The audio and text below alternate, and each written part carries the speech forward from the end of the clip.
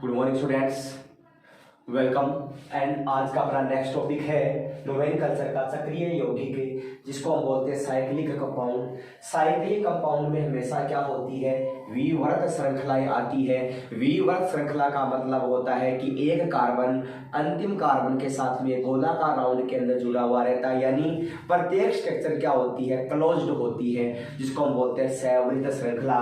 Example के तौर पर यदि हम बात करें, जैसे हम बात करते हैं साइक्लिक कंपाउंड में, मान लीजिए आपके पास में है ये CH3 CH2 और क्या है CH3, इसको हम क्या बोलते हैं, प्रोपेन। क्या बोलते हैं, प्रोपेन। जब ये प्रोपेन साइक्लिक कंपाउंड में आएगी तो स्ट्रक्चर कैसे बन जाएगी, इस प्रकार से CH2 और फिर बॉन्ड क्या आएगा CH2 और फिर बॉन्ड क्या आएगा CH2। क्लियर। तो अब इसको क्या नाम दे देंगे कि नामकरण करते समय इन श्रृंखलाओं से पहले क्या जोड़ देते हैं, साइक्लो शब्द जोड़ देते हैं। तो नाम क्या बनेगा, साइक्लोप्रोपेन। कार्बन तो चेंज नहीं होंगे, कार्बन जितने हैं उतने रहेंगे, नाम बदल जाएगा साइक्लोप्रोपेन। क्या बन जाएगा, साइक्लोप्रोपेन। Are you sure. इसके बाद एग्जांपल लेते हैं CH3 CH2 CH2 और क्या है CH3, इसको हम बोलते हैं ब्यूटेन। क्या बोलते हैं इसको, ब्यूटेन। आपको पता है ब्यूटेन का फॉर्मूला क्या लगेगा, देखिए इस श्रृंखला को ऐसे लिखेंगे, CH2 बॉन्ड क्या आएगा CH2, यहां पर क्या आएगा CH2 और यहां पर क्या आएगा CH2 और बीच में क्या आ जाएगा बॉन्ड। अब देखिए प्रत्येक कार्बन एटम की जो वैलेंसी है वो 4 होनी चाहिए। यहां पर कितनी है, 2 3 और कितनी होगी 4। तो प्रत्येक कार्बन एटम की वैलेंसी कितनी है, 4। तो नाम क्या हो जाएगा, साइक्लोब्यूटेन। क्या नाम हो जाएगा, साइक्लोब्यूटेन। इनको हम चक्रीय यौगिक कहते हैं। एग्जाम्पल आप और भी ले सकते हो, आपके पास में एग्जाम्पल है जैसे CH3 CH2 CH2 CH2 CH2 और क्या आ जाएगा CH3, यानी इस श्रृंखला में 6 कार्बन है। इसको हम इस प्रकार से लिख सकते हैं। तो हमने इस प्रकार से श्रृंखला को लिखा। क्लियर। तो ये क्या बन गई, साइक्लोहेक्सेन। क्या बन गई, साइक्लोहेक्सेन कहते हैं इसको। इसका नाम हो जाएगा साइक्लोहेक्सेन। क्लियर। मतलब हेक्सेन जो स्ट्रक्चर है वो साइक्लिक कंपाउंड में चेंज हो रही है। तो क्या बन गया, हेक्सेन से क्या बना, जब साइक्लिक कंपाउंड आएगा तो वो बन जाएगा साइक्लोहेक्सेन। अब ये मान लीजिए जिसमें डबल बॉन्ड हो या ट्रिपल बॉन्ड हो तो नाम में क्या आएगी, थोड़ी सी चेंजिंग आ जाएगी। मान लीजिए यहां पर बॉन्ड लगा दिया तो क्या बन जाएगा, साइक्लोहेक्सीन। क्या बन जाएगा, साइक्लोहेक्सीन बन जाएगा। क्लियर। इसी प्रकार हम नेक्स्ट एग्जांपल लेते हैं। देखिए अगर मान लीजिए आपको नाम लिखना हो साइक्लोब्यूटेन, क्या नाम लिखना हो, साइक्लोब्यूटेन, तो आप नाम से भी बना सकते हो साइक्लोब्यूटेन, साइक्लोपेंटेन। जैसे नाम दे दिया, अपने को बनाना है साइक्लोपेंटेन। साइक्लोपेंटेन इसका मतलब यहां से देखिए साइक्लोपेंटेन में क्या करेंगे, यू लगाएंगे कार्बन, ये हो गया कार्बन और यहाँ पर क्या आ गए। अब देखिए यहाँ पर कार्बन है, ये कार्बन हो गया, यहाँ पर भी कार्बन कार्बन और यहाँ पर भी कार्बन और यहाँ पर भी कार्बन। तो कार्बन कार्बन के बीच में क्या आ गया, बॉन्ड आ गया ना। अब प्रत्येक कार्बन की वैलेंसी कितनी होनी चाहिए, 4। तो यहाँ पर क्या करेंगे, देखो कितनी है, 1 2। तो यहाँ पर क्या जुड़ेगा, हाइड्रोजन, और यहाँ पर भी क्या जुड़ेगा, हाइड्रोजन। यहाँ पर भी हाइड्रोजन और क्या जुड़ेगा, हाइड्रोजन। यहाँ पर भी हाइड्रोजन और क्या आएगा, हाइड्रोजन। और यहाँ पर भी हाइड्रोजन हाइड्रोजन और यहाँ पर भी क्या आ जाएगा, हाइड्रोजन। तो नाम क्या हो जाएगा, साइक्लोपेंटेन। क्या नाम हो जाएगा, साइक्लोपेंटेन। ठीक है। इसी प्रकार से हम साइक्लिक कंपाउंड में और भी ले सकते हैं। मान लीजिए आपके पास में इस प्रकार की स्ट्रक्चर आ जाएगी।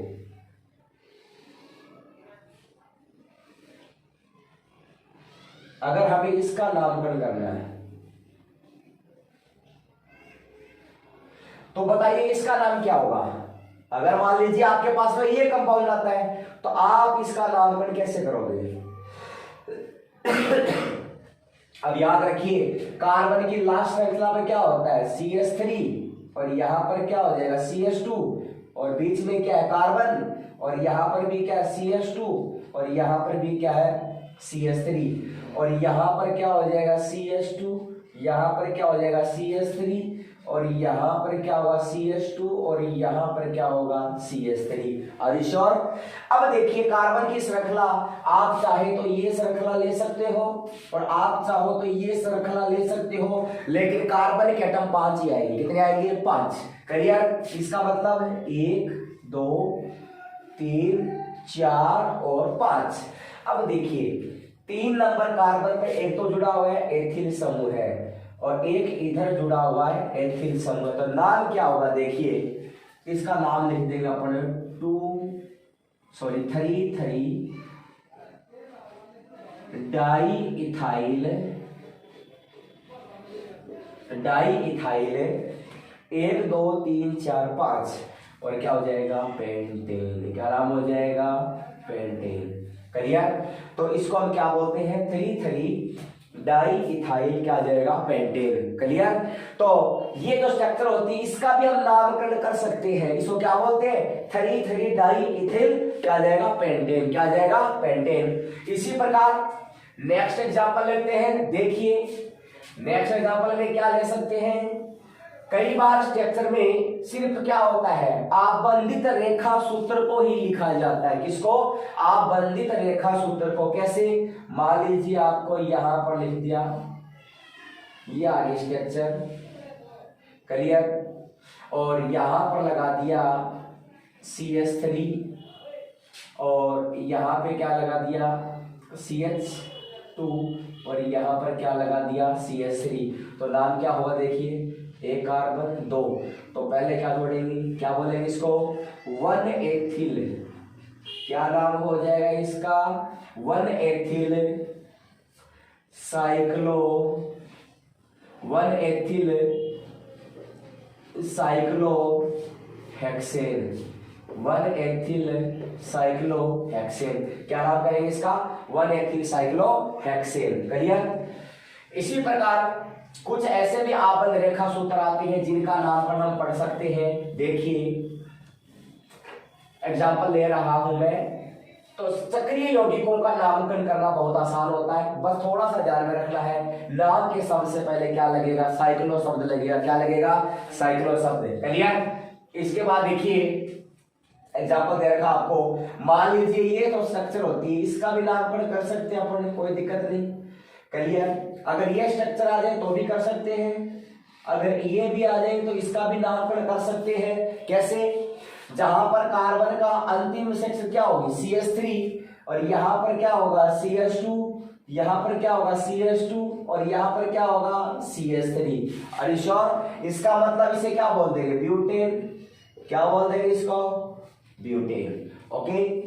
इसी प्रकार इसका भी नामकरण होगा, तो यहां पर भी क्या आएगा? CH3, यहां पर क्या आएगा? CH2, यहां पर क्या आएगा? CH2, और यहां पर भी क्या आएगा? CH2, और यहां पर क्या आएगा? CH3। क्या आएगा? CH3। इसका मतलब नाम देखिए 1 2 3 4 5, तो नाम क्या हो जाएगा? पेंटेन। क्या नाम हो जाएगा? पेंटेन। तो इस प्रकार के कंपाउंड को बोलते हैं आबंध रेखा सूत्र। क्या बोलते हैं? आबंध रेखा सूत्र कहते हैं। क्लियर? इसी प्रकार मान लीजिए अगर हमने किसी कंपाउंड के लिए बनाया, क्या बनाया? किसी कंपाउंड के लिए। क्लियर? तो नया एग्जांपल लेते हैं अपन, वो हम कैसे करेंगे? देखिए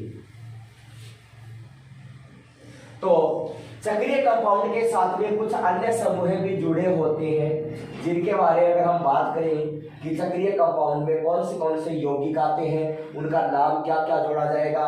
तो मान लीजिए अगर हमने बेंजीन समूह के साथ क्या जोड़ दिया? OH समूह। क्या जोड़ दिया? तो आपको पता है इसका नाम क्या होता है? बेंजेनोल, या इसको क्या बोलते हैं? फिनोल। क्या बोलते हैं इसको?